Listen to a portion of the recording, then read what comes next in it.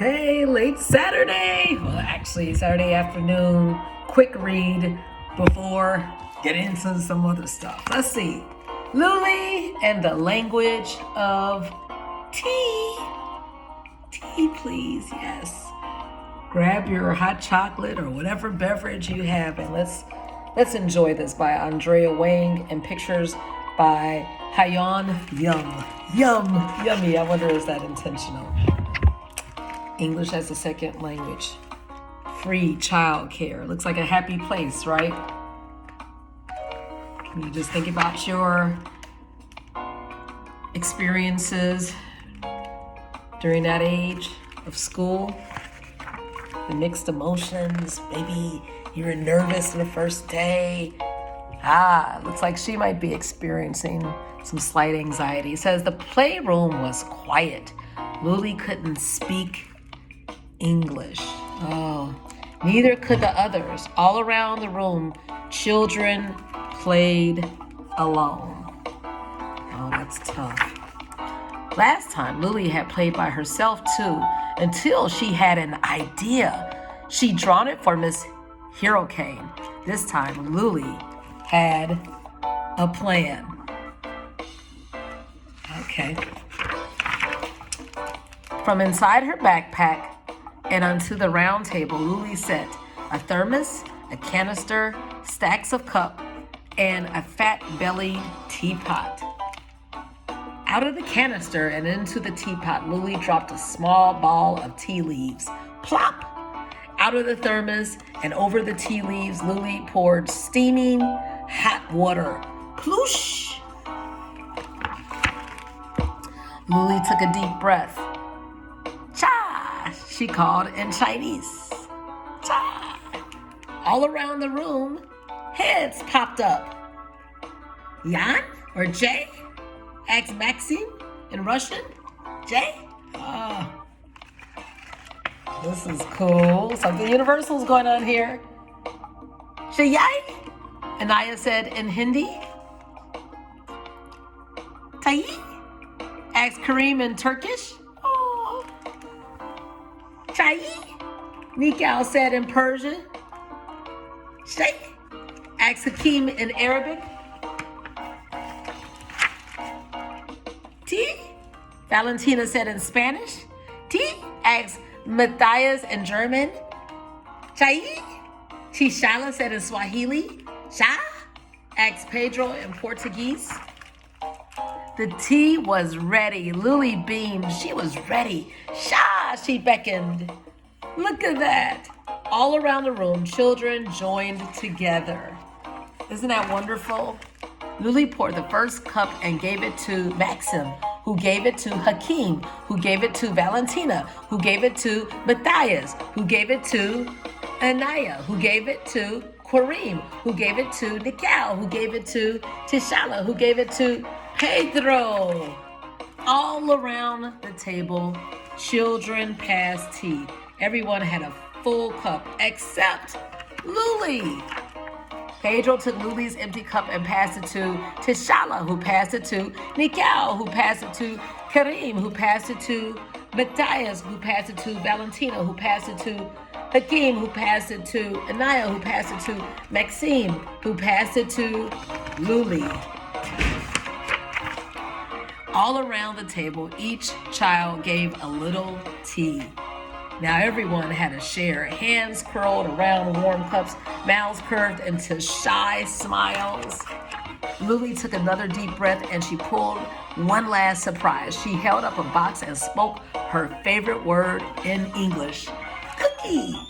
The playroom was no longer quiet. Everybody was happy. Luli's teapot was empty, but her heart was full. How about that? Is your heart full today? And let's read a note from the author. It says, I was born in the United States, but my parents were born in China. They came to the United States for the same reason most immigrants do, the chance of a better life. They learned English before they arrived, but they met many people who didn't. Both my parents helped those who couldn't speak English. My mother started a program that helped other immigrant nurses pass tests that allowed them to take care of patients. My father taught English as a second language, ESL, classes in high schools, nursing homes, and hospitals. I recorded myself reading the textbook aloud so my father's students could listen to the pronunciation. Every visitor to my parents' home was offered tea and snacks, just like my son just came home. Hey, are you here? Yeah, just give me a minute. Hi. And he brought his friends. Hey. And they were able to speak tea language in other languages. I was intrigued because the Chinese word for tea is similar to the word of tea in other languages. How could asking for chai in India get you the same drink in Kenya with some differences in flavor and spices? It turns out that the word for tea in over 200 languages can be traced back to Chinese dialects. According to legend, tea was invented in China 2700 BCE. That's over 4,700 years ago. As people around the world began to trade with China, they took tea and the word for it back to their homes. Over time, the pronunciation in different countries has changed, but not too much. And whether you say cha or tea or te or chai, you are drinking the same thing. And about the children in this story, all the children in this story are immigrants from countries where tea drinking is a large part of their culture. Although Ireland and the United Kingdom are among the world's biggest tea consumers, they are not included in this story because English is one of their official languages. The languages in this book have multiple dialects and regional variations. For example, Luli speaks a dialect of Chinese called Mandarin. I have tried to present the pronunciation of the most widely spoken dialects or official language of each particular country. So you see, Asia in 2019, there were more than 14 million Asian immigrants living in the United States. So you have Luli. Some say the tea was discovered when leaves from the Camellia cinemus plant blew into Emperor Shenyang's pot of boiling water back in 2737 BCE. The Chinese don't usually add anything to their tea. Ooh, not even lemon juice. That's all I put in my tea. Then Kazakhstan, people here often drink hot black tea with milk or lemon and sugar from tea bowls instead of teacups. And India, Anaya, like China, India is one of the world's largest producers of tea.